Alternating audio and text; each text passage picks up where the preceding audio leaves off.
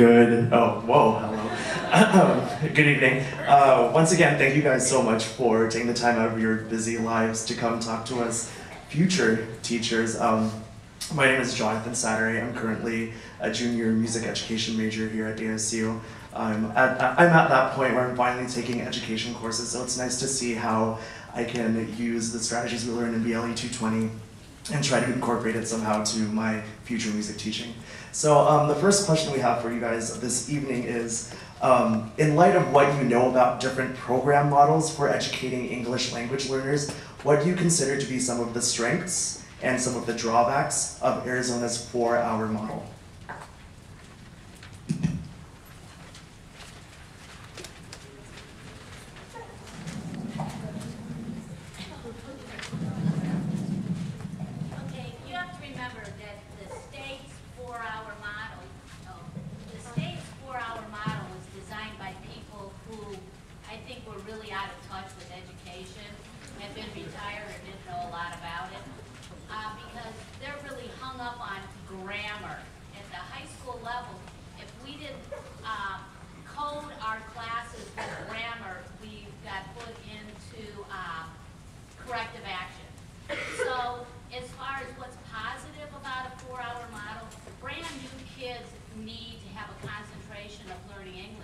But at the high school level, it also segregates those students, and I mean it really segregates them, because then they can't take elective classes, or if they do have elective classes, they're in with other kids that still speak that language.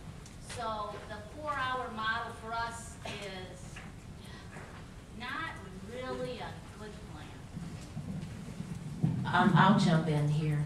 I thought at length about this question, because there are I have some strong concerns about separating children. So the first part of the question, which is what are the strengths?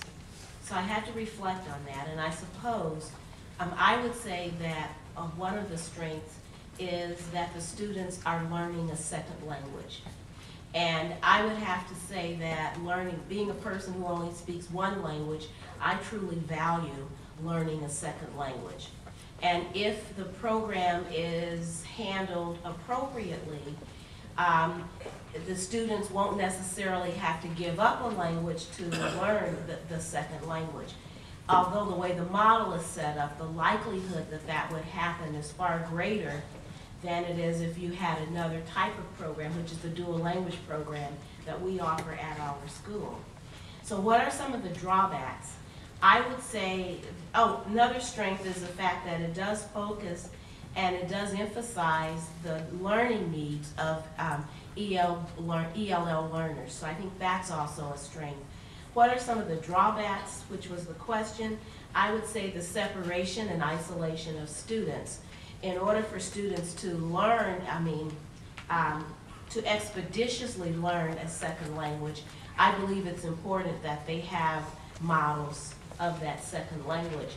And when you separate children so that you have all of the ELD students or ELL learners in one classroom, they don't have those English models to learn from.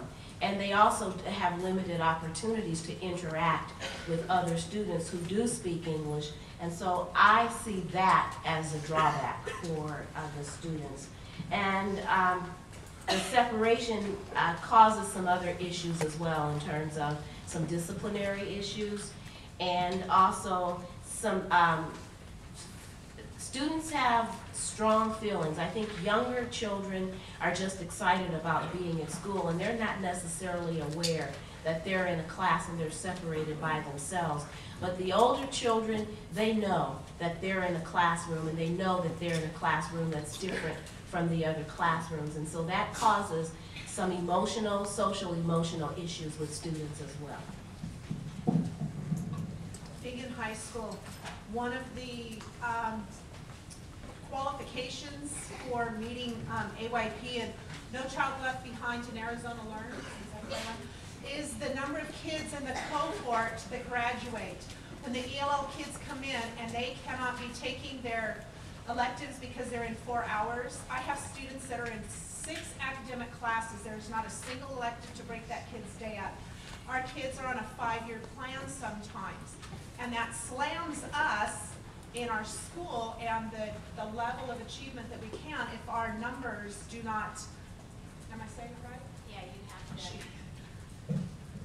Yeah, when they measure your school's performance, it's within, kids that graduate within the 4-year window.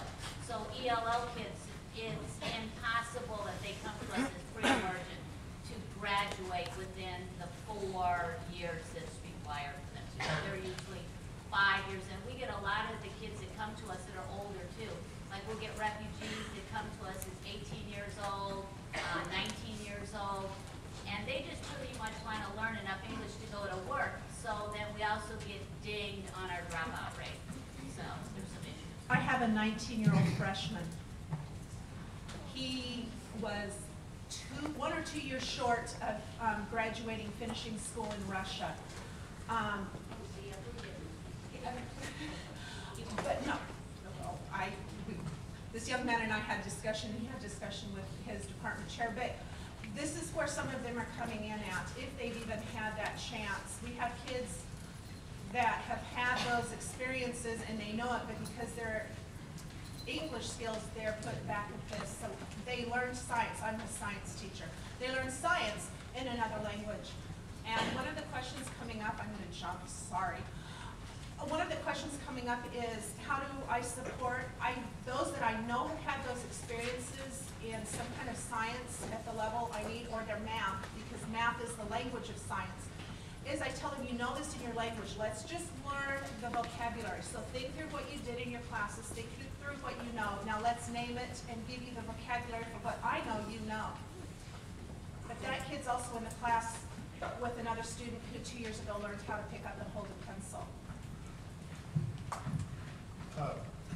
Strengths and drawbacks. The strength, I only really see one, and that's that it caught our attention. Again, it was first caught in Arizona when Prop 203 passed. And the reason I call that a strength is because what I saw when 203 passed was that bilingual educators, we were sleeping. And programs in some cases weren't strong. And people put the books away and just said, oh, well, whatever, it's a new law. So I call that a strength in the sense that it brings this kind of dialogue to the forefront, because otherwise we could be practicing thinking we're doing the right thing and we're not being critical of ourselves. The drawbacks have been mentioned, I think, but I feel very strongly about them. The word is segregation in the ADE's language, and it is segregation. Kids are segregated before they walk in the door, because the parent fills out the registration form, and I think kindergarten now, okay? They fill out the registration form for the child to come to school, and if they mark on that form that there's any other language other than English spoken in the home, they have to take the Azella test before they start kindergarten, in which case they have to read and write to pass the test. Only kids who have a language other than English spoken at home have to take that test. How many kindergartners, especially in our urban districts, walking in the door can read and write?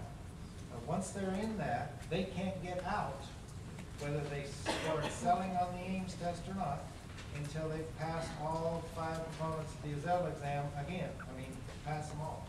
So it's segregation from the beginning, and they stay segregated until they come out if they're in this program. There's drawback. Number 2, I'm going to say is there's absolutely no strong research base for the 4-hour model as it's constructed, period. What they did in the research that they defend the program is they studied the patterns of language production for second language learners and first language learners. And so they took the babies and the adults as learning second language, and they realized, that, as the research shows, that there's a predictable sequence that the people begin to use language that they're learning. And then they translated that into curriculum. They took that sequence that people begin to produce when they're doing language, and they said, now this is the curriculum. The problem is, that's not how language is learned. That's how the sequence that people begin to produce. So that's a short version of my opinion about the research. Yeah, exactly. It causes huge funding and staffing problems for schools. These are less significant issues for me. And another big one is, by definition, there's virtually no content in the model. Alluded to in the high school level,